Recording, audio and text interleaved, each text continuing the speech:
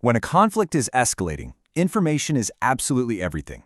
Today, we're going to untangle a recent news report on the shadow war heating up between Iran, the US, and Israel, and see what it tells us about what's really happening on the ground.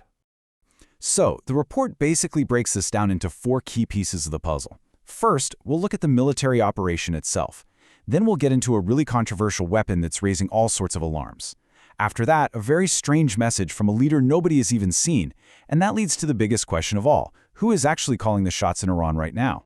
So right at the top, the broadcast hits you with this really blunt assessment from President Trump.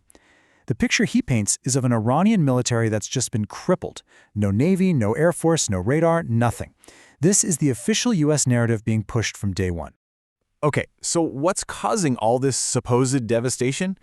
The report actually gives the joint U.S.-Israeli campaign a name that sounds like it's straight out of a Hollywood blockbuster: Operation Epic Fury. The strategy, as described in the broadcast, is a team effort.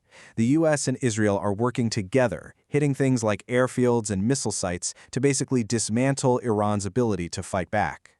But the really stunning claim here, the part that makes you go, whoa, is this. On the very first day of the operation, a single strike reportedly took out 39 members of Iran's top leadership, a decapitation strike.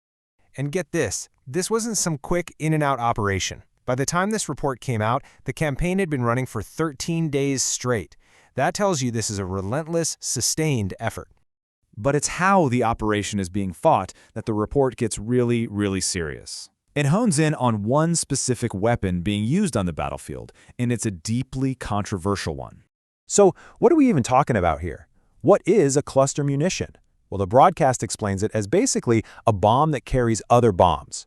Think of it like a big container that's fired from a plane or from the ground, and it's designed to pop open in midair, scattering all these smaller explosives, they call them submunitions, over a massive area. And here's the play-by-play of how it works. A rocket launches. While it's in the air, the casing breaks open, and it just unleashes a flood of up to 70 smaller bomblets.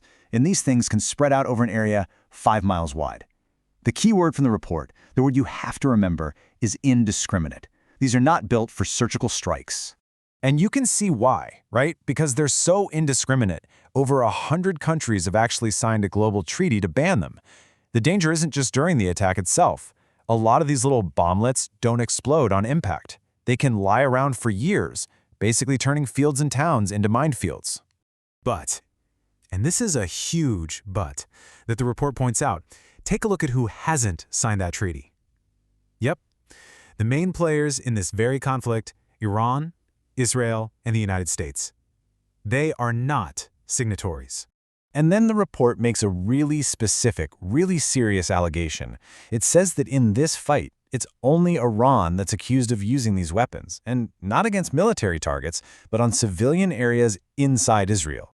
So all of this military action is happening, but the political situation behind the scenes, well, according to the report, it's just bizarre. It all centers on Iran's new supreme leader, who is essentially a ghost.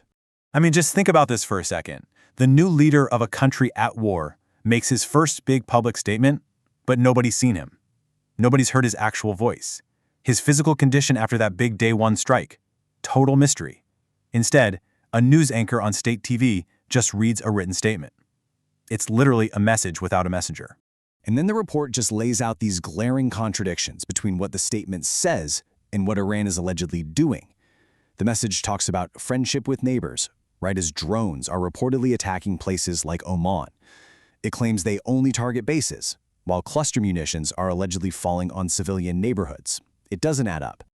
But you know, for all the mixed signals, the report stresses that one threat came through loud and clear: a direct warning. American bases in the region are now considered fair game. Okay, so let's recap. We've got a leader who's a ghost, messages that completely contradict the actions on the ground, and these seemingly random attacks. According to the report, all of this chaos points to one massive, critical question. The broadcast just cuts right to it. Is Iran's new supreme leader actually in charge? It suggests the person with the official title might not be the one pulling the strings at all. The theory that's presented here is that the supreme leader, he's just a figurehead.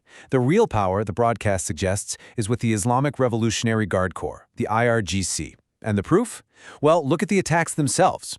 They're described as sporadic, opportunistic, and not coordinated. It doesn't look like the work of a single central command, which suggests what the report calls fractured leadership. So the final picture we get from this broadcast is of a regime that's been hit hard.